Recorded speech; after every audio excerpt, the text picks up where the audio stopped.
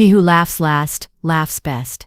I canceled all the cards after the divorce, and at his wedding with his lover, that was the only phrase I said. My grandmother used to repeat it when I was a girl, and I never truly understood what it meant until I saw Rodrigo's face on the day of his wedding to Valentina.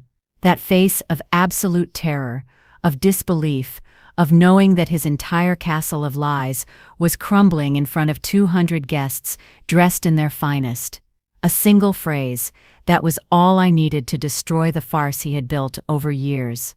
A single phrase that made his brand new wife run from the altar, her wedding dress dragging on the floor, while the guests took out their phones to record the spectacle. But for you to understand how I got to that moment, I need to tell you the whole story. I need you to know the woman I was before. The one who let herself be trampled, who believed in romantic love as if it were a religion. And I need you to know the woman I became after. Because this story is not just about revenge. It's about awakening. It's about learning that sometimes, to find yourself, you first have to lose everything. My name is Carolina. I am 42 years old, and this is the story of how my ex-husband thought he could take my money, my dignity, and my life, and how I proved to him he was terribly wrong. I met Rodrigo when I was 26, and he was 29. I had just finished my master's degree in business administration and was working as a financial analyst at one of the most important consulting firms in the country. I was ambitious, hardworking, and convinced that professional success was the only thing I needed to be happy. Rodrigo was the complete opposite. He worked as a tennis instructor at an exclusive sports club, one of those places where high society ladies go more to show off their designer bags than to exercise. He was handsome. I can't deny that. He had that kind of classic beauty that seems taken from a magazine, a chiseled jaw, green eyes, a perfect smile, and he knew exactly how to use it. We met at a coworker's birthday party. He was there because he gave lessons to the birthday girl's sister, and I was there because I didn't know how to say no to social invitations that could serve for professional networking. From the first moment, Rodrigo focused on me as if I were the only woman in the room. He flattered me, made me laugh, made me feel special, and I, who had never been particularly good in the romantic arena, fell for it completely. "You're different from all the women I know," he told me that night while walking me to my car. "You're intelligent, independent, you know what you want." I love that. I should have seen the warning sign then. I should have noticed that what he called different was actually convenient. But I was too busy feeling butterflies in my stomach to think clearly. We started dating, and everything seemed perfect. Rodrigo was attentive, affectionate, always available. He brought me flowers at work, prepared surprise dinners, wrote me romantic messages during the day. He was the boyfriend any woman would dream of having, or at least that's what I thought. What I didn't know at the time was that Rodrigo had a pattern he had repeated several times before meeting me. He sought out successful women, professionals, with good incomes. He conquered them with his charm and his looks. And then, little by little, he settled into their lives like an elegant leech, living off their work while he dedicated himself to chasing his dreams. But I would discover that much later. At that moment, I only saw the perfect man. We got married after 2 years of dating. It was a beautiful wedding, paid for almost entirely by my parents and me. Rodrigo contributed with his presence. He said he was saving for our future, that he preferred his money to remain untouched for when we needed it. I, naive as I was, thought that showed how responsible he was. The honeymoon was in the Maldives, a dream trip that cost more than Rodrigo earned in 6 months. But I was so happy, I didn't mind paying. I thought money was the least important thing when it came to building memories with the love of my life. And so our marriage began. Me working 70 hours a week, advancing in my career, earning more and more money. And Rodrigo finding his path. First he left the job at the tennis club because they didn't value him as he deserved. Then he tried to be an independent personal trainer, but the clients didn't understand his methodology. After that, he wanted to start a sportswear business, but the market wasn't ready. Every failure had an excuse, and every excuse ended with him asking me for money for his next project. "It's an investment in our future," Caro, he always told me. When my business takes off, we're going to live like kings. You'll see. I believed him. For 10 years. I believed him.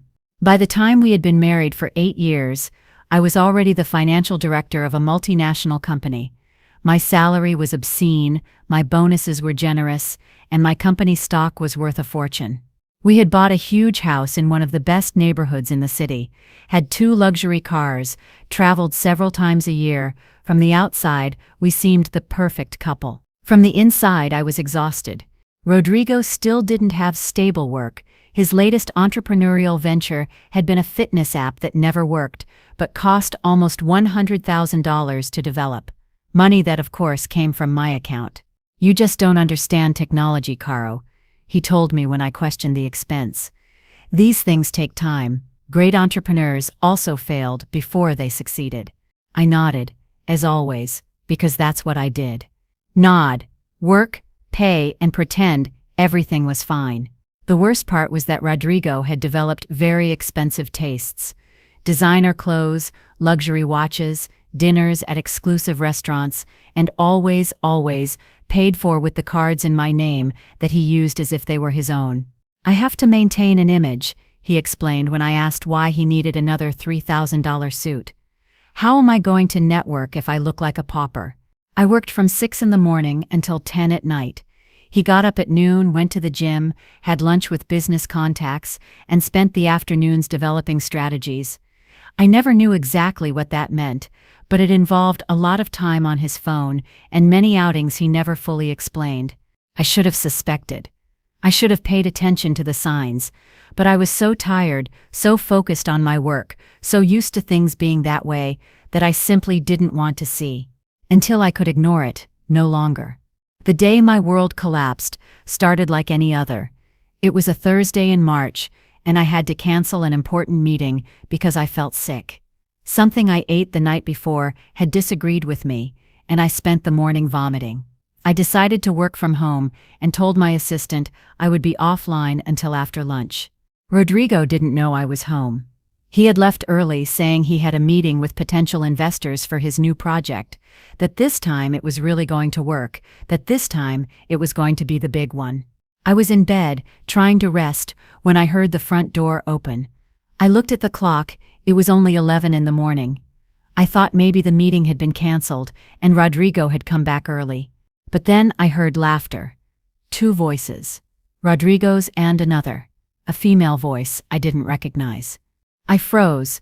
My heart started beating so hard I could hear it in my ears. Part of me wanted to run out and confront them.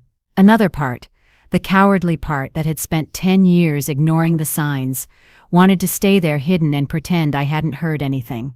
But then I heard something that chilled my blood. "Oh, my love, finally alone," said the female voice. "I couldn't take having to pretend in front of your friends from the club anymore." "I know, my love," Rodrigo replied with that honeyed voice. "I knew so well, but it won't be long now. The divorce will be super easy. Carolina is so busy with her work, she won't even notice until everything is signed. And then you and I can be together without hiding." I felt the air leave my lungs. Divorce.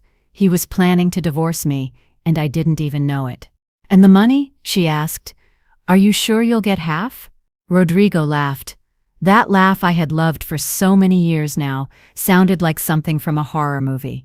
"My love, more than half. My lawyer told me that with the years of marriage and the fact that I sacrificed my careers to support her, I can ask for alimony. We're talking about that fool paying me for years. You and I are going to live like kings on her money." I heard the sound of kisses, clothes falling to the floor, footsteps going up the stairs to the guest room. I stayed there, in my bed, in my house, in the room I shared with my husband, listening to him make love to another woman, 3 doors away. And something inside me broke, but not in the way you might think. I didn't break into pieces. I didn't collapse. I didn't cry. No. Something inside me broke the way a chain breaks, the way a cage breaks, the way everything that has held you prisoner for years breaks. In that moment, lying in that bed, listening to my husband betray me in the worst possible way, I made a decision. Rodrigo wanted to play dirty. Fine. I could play dirty too, and unlike him, I had the resources to win. I waited for them to finish. I waited for them to come down the stairs, laughing and whispering. I waited for them to leave my house, as if they hadn't just shattered my life, and only then did I get out of bed. The first thing I did was check my phone. I had a message from Rodrigo. The meeting ran long. My love, don't wait for me for lunch. I love you. I love you. Those two words, which had once made me so happy, now made me nauseous. The second thing I did was call my best friend, Luciana. Lucy had been my friend since university, and she was the only person who had always distrusted Rodrigo. There's something about him that doesn't add up, Caro, she told me after meeting him. He's too perfect. No one is that perfect without hiding something. I hadn't listened to her. Now I deeply regretted it. Lou, I need you to come to my house, I told her when she answered. Now it's urgent. What happened? Are you okay? No, I replied, but I will be. I just need your help. Luciana arrived in less than 30 minutes. When I told her what I had heard, her reaction was exactly what I expected. That damn son of a bitch, she said, pacing my living room like a caged tiger. I always knew he was a parasite. I always knew it.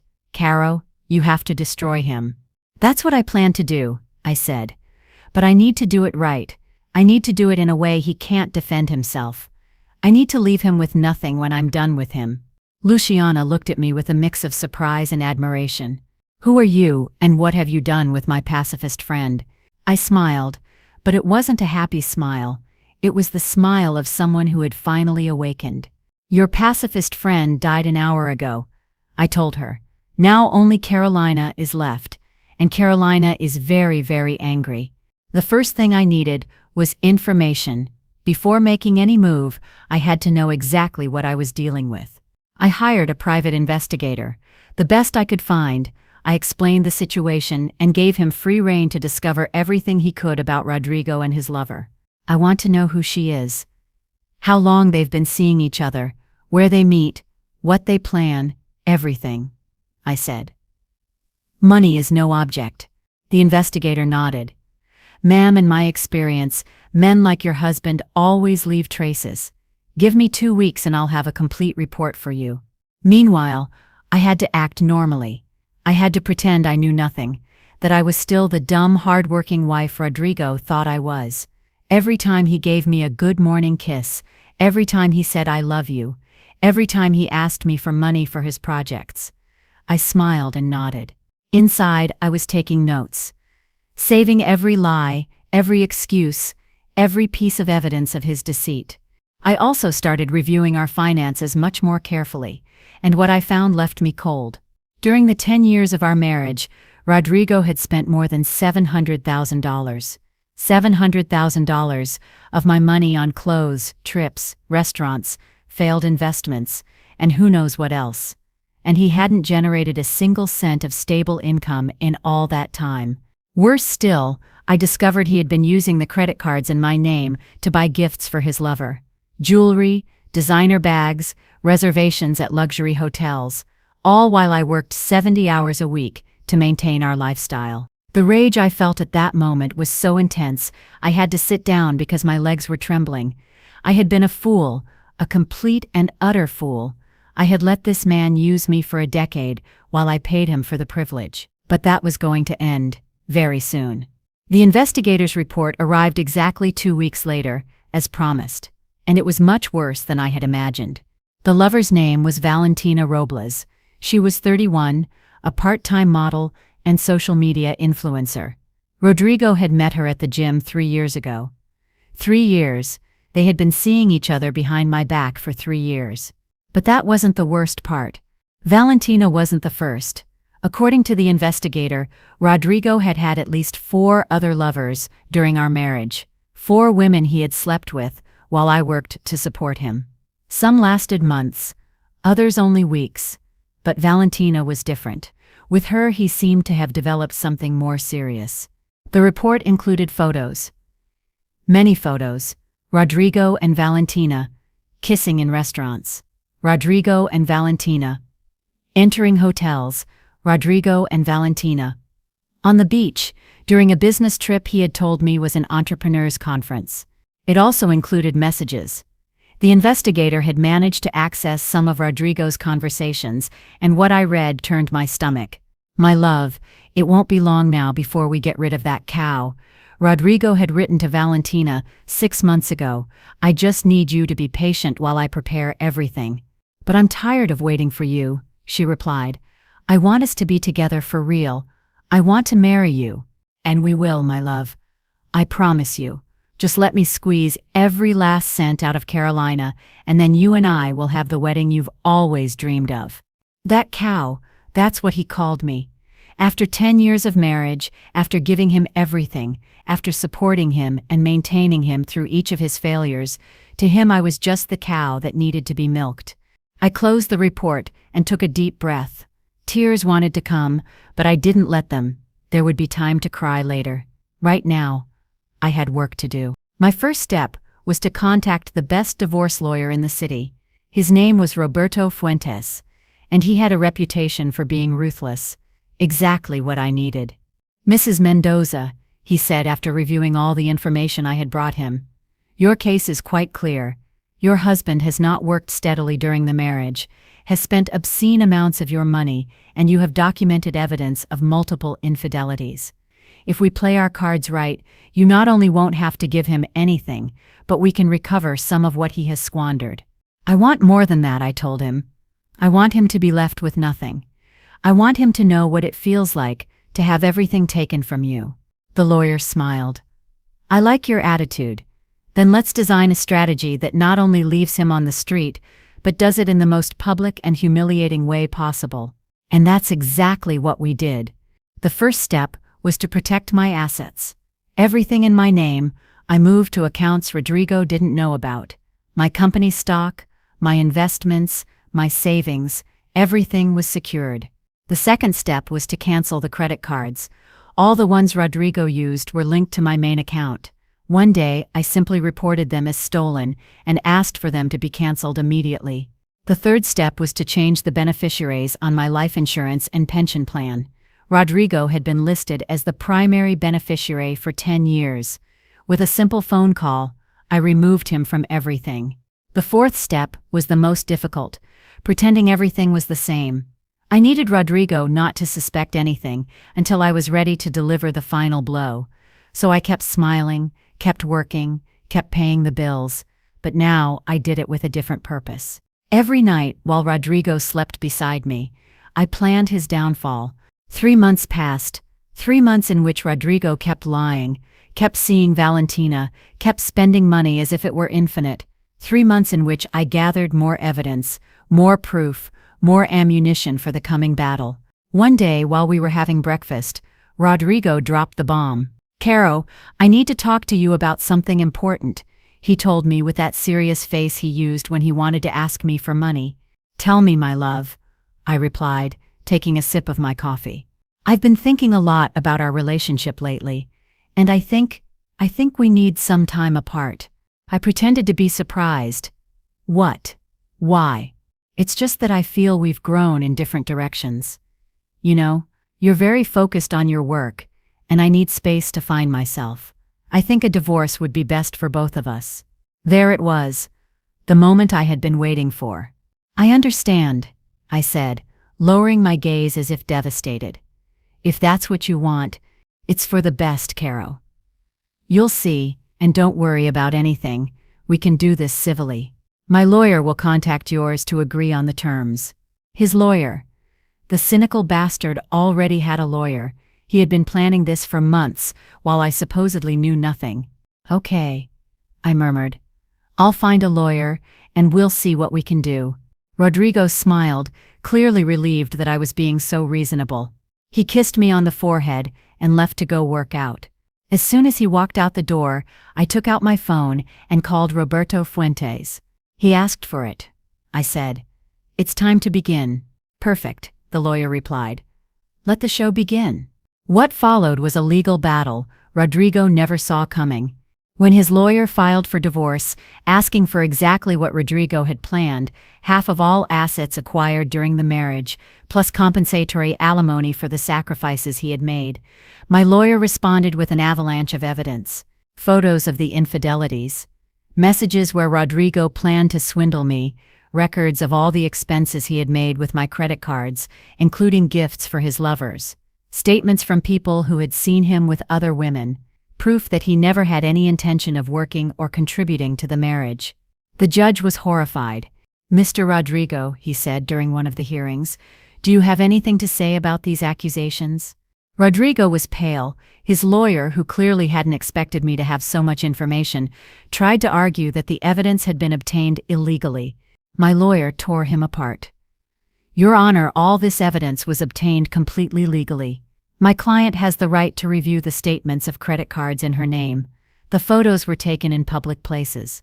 The messages were provided by voluntary witnesses. Not all of it was true, but it wasn't a lie either. The investigator had been very careful in how he obtained the information." The result was devastating for Rodrigo. The judge determined that given the pattern of deceit and financial abuse, he was entitled to nothing.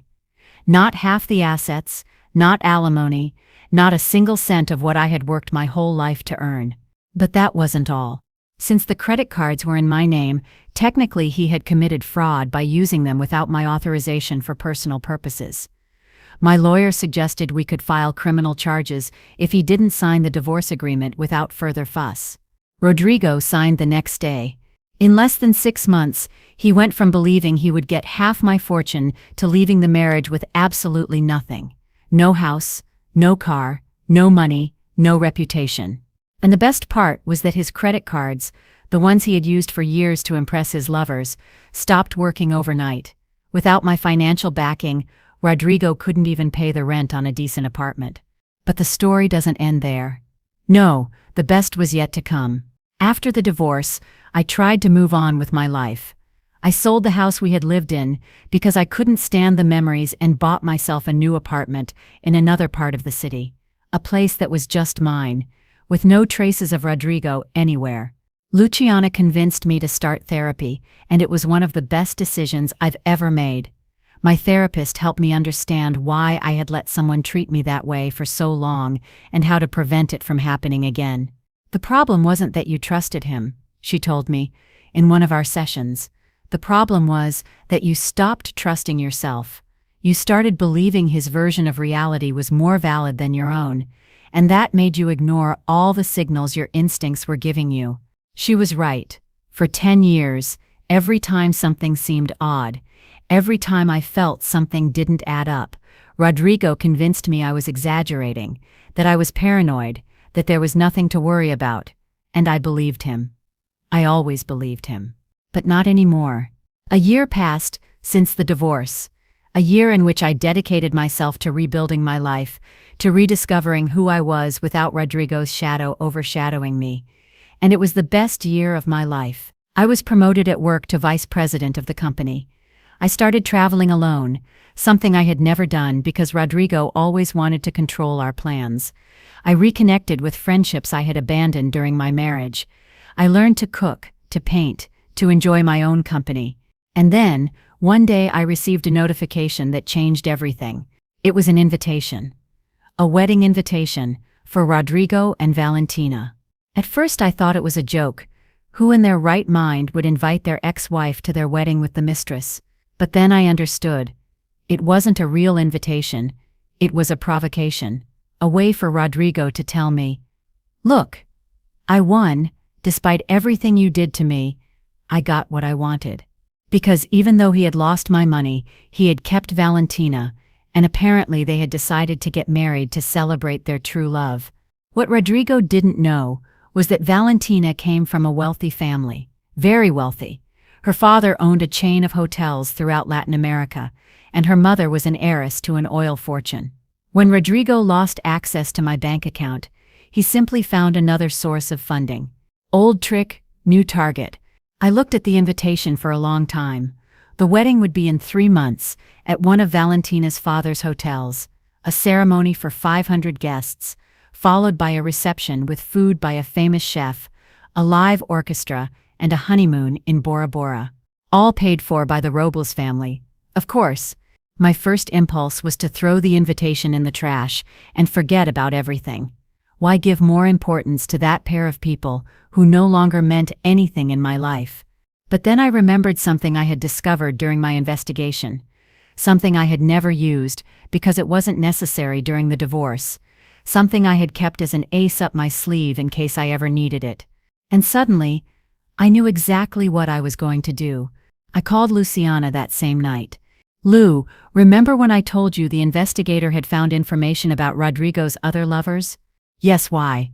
"Remember there was one in particular that was more serious than the others. One he was with for almost a year while we were still married. You mentioned something. That actress? Model. Her name is Mariana. Mariana Vega. And it turns out Mariana and Valentina know each other. They're cousins." There was silence on the other end of the line. "Wait. Are you telling me Rodrigo slept with both cousins?" "Exactly. And there's more. According to what the investigator found, Rodrigo started dating Valentina while he was still with Mariana. He cheated on her too. With her own cousin." "No way." "Yes, way. And here's the best part. Valentina doesn't know. Mariana never told her because they had a huge fight years ago and don't speak. But if someone told Valentina what really happened, Luciana understood immediately. "Carolina Mendoza, are you planning what I think you're planning?" I smiled. "Rodrigo invited me to his wedding. It would be very rude not to go, don't you think?" The next 3 months I spent meticulously preparing everything. I wasn't going to leave anything to chance. First I contacted Mariana Vega. It was easier than I thought. She had been devastated after the Rodrigo situation, and when she found out he was going to marry her cousin, the same one who had stolen her boyfriend, her pain turned to rage.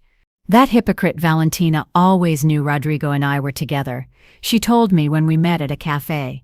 She was the one who got involved in our relationship, and now she's going to marry him, as if nothing happened. As if I didn't exist. "Would you like her to know the truth?" I asked her. "Would you like everyone to know what kind of man she's marrying?" Mariana looked at me with eyes full of tears, and something else. Something I recognized because I had felt it too. The need for justice. "What do you have in mind?" I explained my plan. At first it seemed too risky, too dramatic to her, but the more she thought about it, the more she liked the idea. "Count on me," she said finally. "I'll be there." The second step was to make sure I would have access to the wedding. The invitation Rodrigo sent me was real, so technically I was invited, but I needed to make sure they wouldn't kick me out before I could do what I planned. I discovered that Valentina's mother, a woman named Doña Esperanza, was a fan of charity work. She participated in all the city's charity galas and was always looking for sponsors for her causes. So I made a very generous donation to her favorite foundation, large enough for her to invite me personally to dinner and treat me as if we were lifelong friends. "Carolina, it's a pleasure to meet you," she told me when we were introduced at an event. "I've heard so much about you. You're one of the most successful executives in the country." "Thank you, Doña Esperanza. And I've heard a lot about your altruistic work.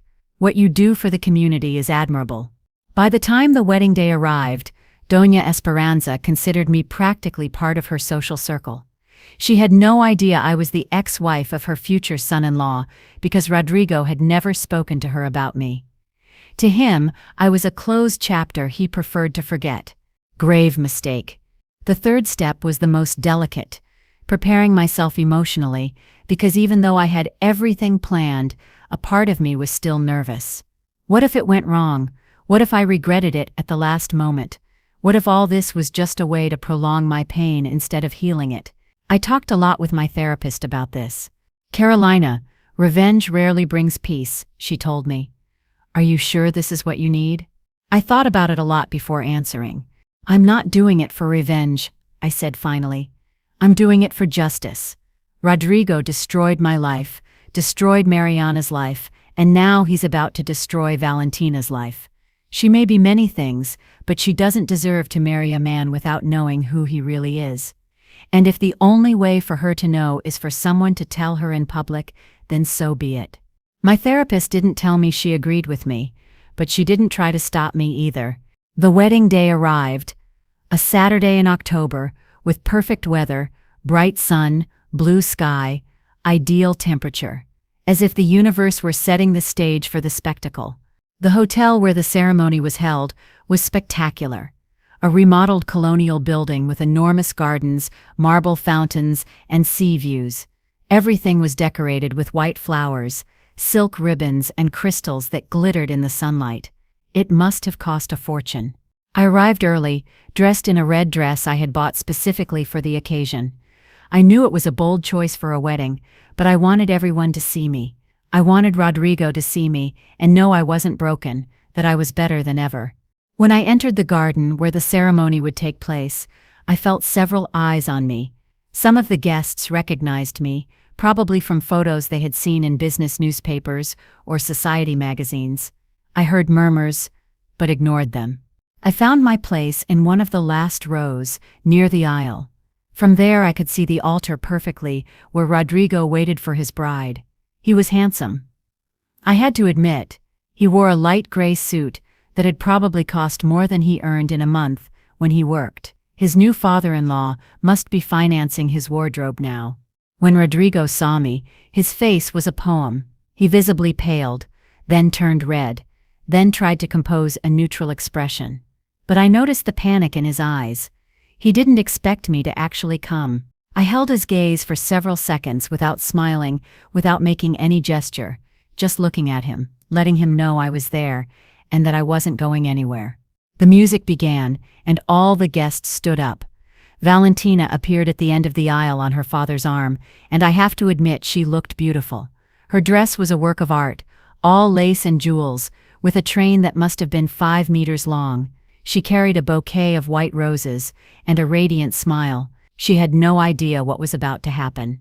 The ceremony began in a traditional manner. The justice of the peace gave his speech about love, commitment, the promises made before God and man. I listened, without really listening, waiting for the right moment. And then it arrived. If anyone present knows of any reason why these two persons should not be joined in marriage, let them speak now or forever hold their peace. A silence fell over the garden. The guests looked around with awkward smiles, as always happens at that moment in weddings. No one expected anyone to actually say something. I stood up. The murmurs began immediately. Rodrigo looked at me with wide eyes, his face a mix of terror and rage. Valentina frowned, clearly confused about who I was and why I was interrupting her wedding. "I have something to say," I announced in a clear, strong voice. The justice of the peace seemed unsure what to do. "Ma'am, this is a very serious moment." "I know," I interrupted him. "That's why I'm speaking, because there are things the bride needs to know before she makes the worst mistake of her life." Doña Esperanza rose from her seat in the first row. "Carolina, what is the meaning of this?" "I thought we were friends." "And we are, Doña Esperanza. That's exactly why I'm doing this. Because you and your daughter deserve to know the truth about the man Valentina is about to marry." Rodrigo took a step forward. "Carolina, I don't know what you're trying to do, but this is ridiculous. You and I ended over a year ago. Get over it." I smiled. "Oh, I got over it a long time ago, Rodrigo. But there are things I never forgave you for, and there are things Valentina deserves to know." I turned to the bride, who was looking at me with a mix of fear and defiance. "Valentina, my name is Carolina Mendoza. I was Rodrigo's wife for 10 years. He cheated on me with at least 5 different women, including you. He spent over $700,000 of my money while pretending to love me, and when he tried to divorce me to get half my fortune, I left him with nothing." The murmurs turned into exclamations. Phones started coming out of pockets and bags, recording everything, but I wasn't finished. However, that's not the worst part. The worst part is that Rodrigo cheated on you too. Before you, he was with another woman for almost a year, a woman who, as it happens, you know very well. I turned toward the entrance to the garden and raised my hand. Mariana Vega appeared at the end of the aisle. She wore a black dress, as if going to a funeral instead of a wedding. She walked slowly toward the altar, her head held high, her eyes fixed on Valentina. The bride's face lost all color. "Mariana?" she whispered. What are you doing here?" Mariana walked up to where I was and stopped. "Hello, cousin," she said in an icy voice. "Surprised to see me, because I am very surprised to see you're about to marry my ex-boyfriend, the one who swore eternal love to me while sleeping with you behind my back." Chaos erupted. Valentina started screaming. Rodrigo tried to explain himself, talking in a rush, saying it was all lies, that I was crazy, that Mariana was resentful. Doña Esperanza demanded explanations, while her husband tried to calm her. The guests didn't know whether to flee or stay to watch the spectacle, and I simply stood there, watching Rodrigo's castle of lies crumble piece by piece. But the final blow was still missing. "Valentina," I said, raising my voice above the noise, "there's something else you need to know. Something Rodrigo has never told you." Everyone quieted down.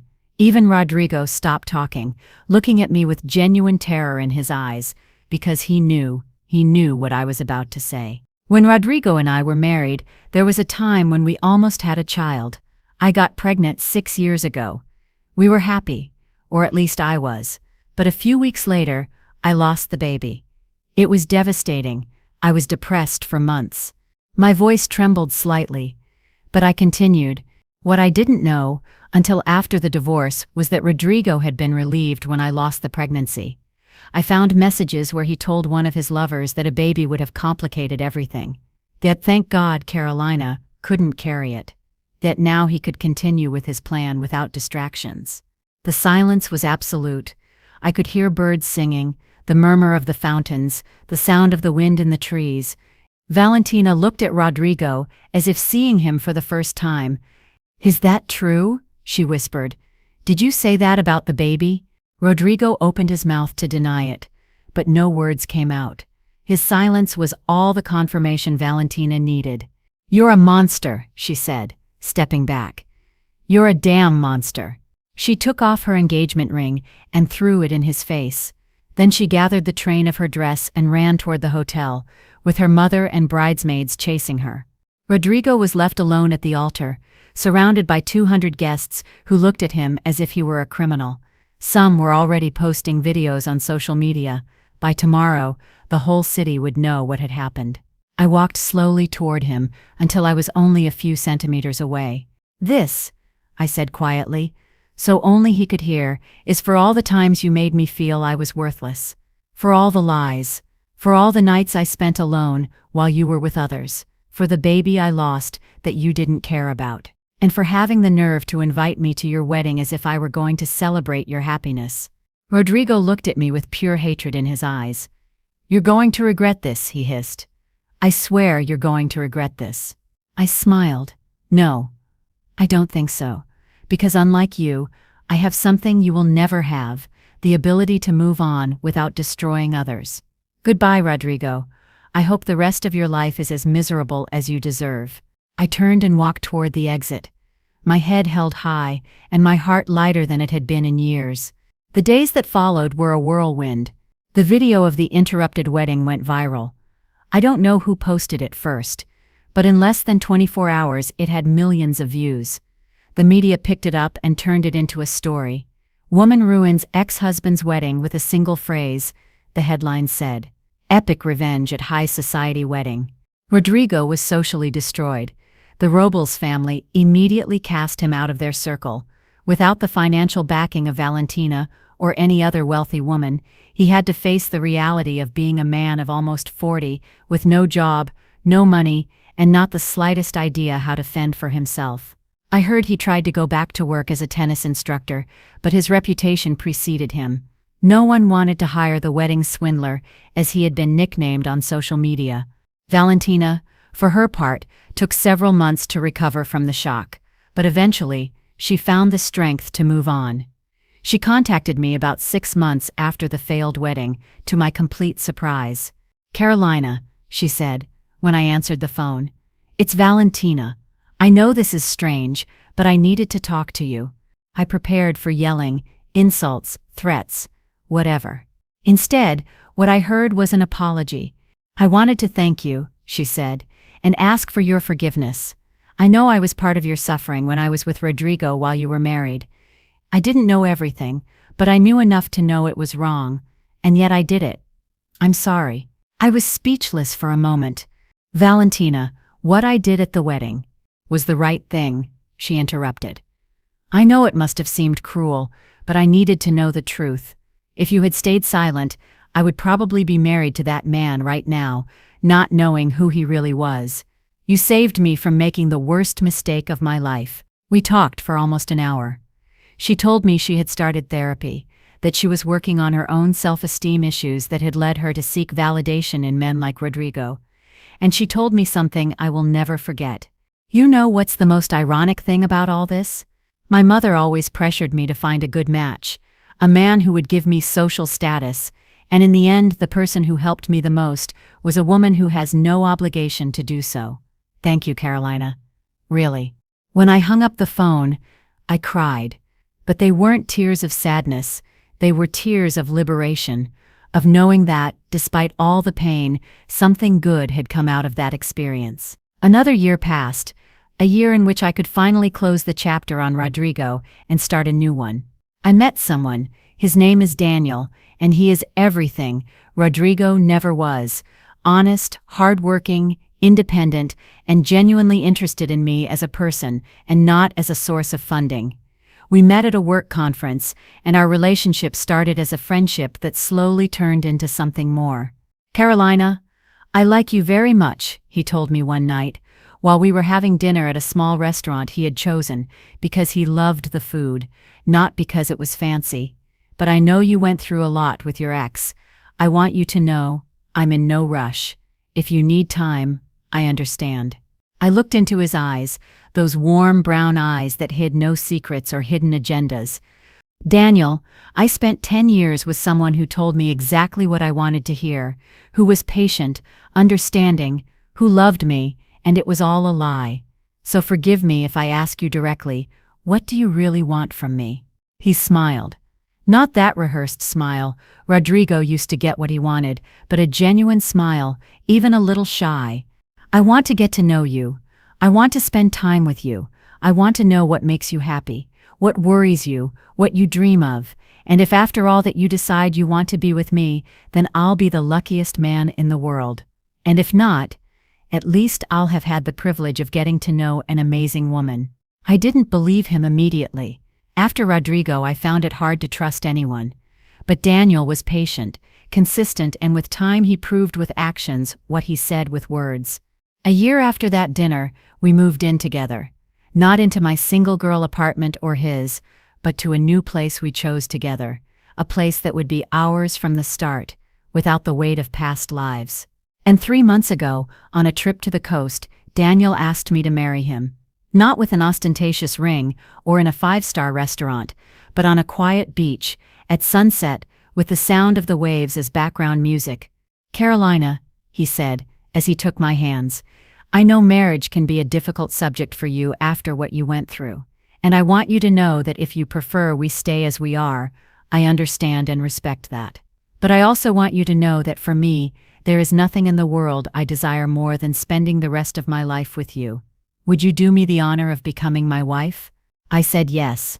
Not because I needed a man to be happy, not because I wanted to prove to Rodrigo or anyone else that I had won. I said yes because Daniel makes me feel at home. Because with him, I can be myself, without masks, without pretensions, without fear. Our wedding will be small, only close family and intimate friends. Luciana will be my maid of honor, and Mariana Vega will come as a guest. We've become friends after everything that happened. There's something about sharing a common enemy that creates unexpected bonds. And Valentina will come too. Not as the other woman, not as the rival, but as another survivor. Another woman who learned in the worst way that trusting the wrong person can destroy you, but who also learned that it's always possible to rebuild. Sometimes I'm asked if I regret what I did at Rodrigo's wedding.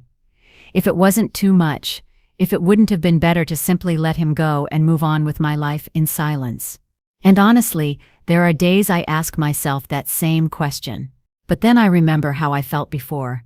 I remember those 10 years of marriage when there was always a voice in my head telling me something was wrong, but I ignored it because Rodrigo convinced me I was crazy. I remember the sleepless nights, the tears I swallowed so I wouldn't seem weak, the constant feeling of not being enough. And I remember the moment I saw Rodrigo's face at that wedding. The moment he knew his lie was over. The moment when, for the first time in 10 years, I had the power. I don't regret it.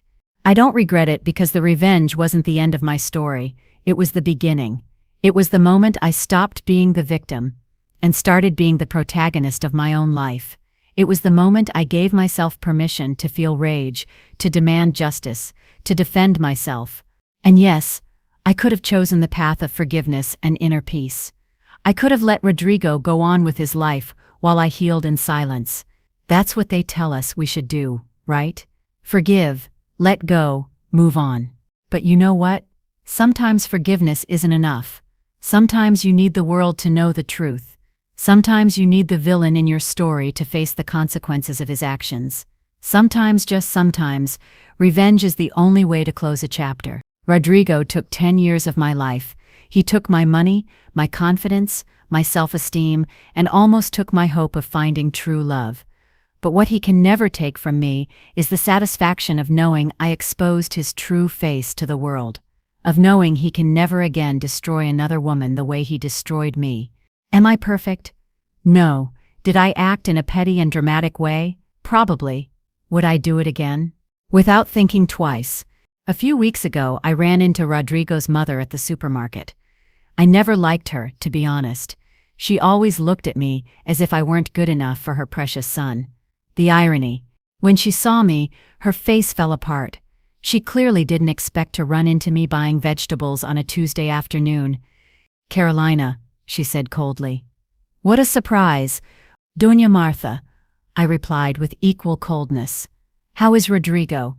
I haven't heard from him in a long time." Her expression hardened even more. "As if you cared. Thanks to you, my son is destroyed. He has no job, no money, no one wants anything to do with him. Are you happy now?" I looked at her without blinking. "Doña Martha, your son cheated on me for 10 years. He used my money to support his lovers. He called me the cows behind my back while I worked 70 hours a week to give him the life he wanted. And when I lost my baby, he was glad because he didn't want the complication. So yes, I am happy. I'm happy to be rid of him. And if you think he is the victim in this story, then you are as blind as I was." I turned around and left without waiting for a response. That night, Daniel asked me why I was so quiet. I ran into Rodrigo's mother. I told him. She blames me for her son's ruin. Daniel hugged me. "And how do you feel about that?" I thought about it for a moment. "I feel free," I said finally. "I feel free of not having to pretend anymore, of not having to put up with that family that never valued me. I feel free to be able to tell the truth without apologizing for it." Daniel smiled and kissed my forehead. "That's my girl," he said. "Always telling the truth no matter the consequences." And he's right. That's who I am now. I'm no longer the Carolina who let herself be trampled. I'm no longer the wife who ignored the signs to keep the peace. I'm no longer the victim who believed she deserved the mistreatment. I am Carolina Mendoza, survivor, warrior, woman who learned that her voice has power and that using it is not a flaw, but a virtue. If you're listening to this story and recognize yourself in it, if you're trapped in a relationship where you feel something is wrong but don't dare confront it, I want you to know something. You are not alone, you are not crazy, and you don't have to stay there. I know it's difficult. I know fear paralyzes. I know sometimes it seems easier to keep pretending everything is fine than to face the devastating truth. I know, because I was there. For 10 years I was exactly there. But I promise you that on the other side there is light. There is a life waiting for you, a life where you don't have to ask permission to be yourself, where you don't have to minimize yourself so someone else feels big, where you can wake up every morning and look in the mirror without feeling shame or sadness. You don't have to do what I did. You don't have to plan elaborate revenge or expose anyone in public. That was my way of dealing with my story. but everyone has their own. What you do have to do is one day, even if just one day, choose yourself, listen to that inner voice that tells you you deserve something better, and take the first step, however small, toward your own liberation. Because you deserve it. You truly deserve it. I'm going to end this story with something my therapist told me once, something that stayed engraved in my mind and that I repeat every time I doubt myself. Carolina, she said, the pain you lived through was not your fault. You trusted someone who didn't deserve it, and that doesn't make you dumb or weak. It makes you human. What matters now is not what was done to you, but what you decide to do with it. You can let it define you, or you can use it as fuel to become the person you always wanted to be. I chose the latter, and every day I keep choosing. I am Carolina Mendoza. I am 42 years old. I was the wife of a man who used and betrayed me. I was the woman who interrupted his wedding with a single phrase, and I am the woman who rebuilt her life from the ashes and found the happiness she always deserved. This is my story. And even though it had dark moments, even though there were days I thought I wouldn't survive, I can tell you with complete honesty that I wouldn't change a thing. Because every tear, every sleepless night, every moment of doubt brought me here, to this present where I can breathe without weight on my chest, where I can love without fear, where I can look forward without the past pulling me back. And that, my dear listeners, is worth more than any revenge. Though I must admit, the revenge was pretty good too,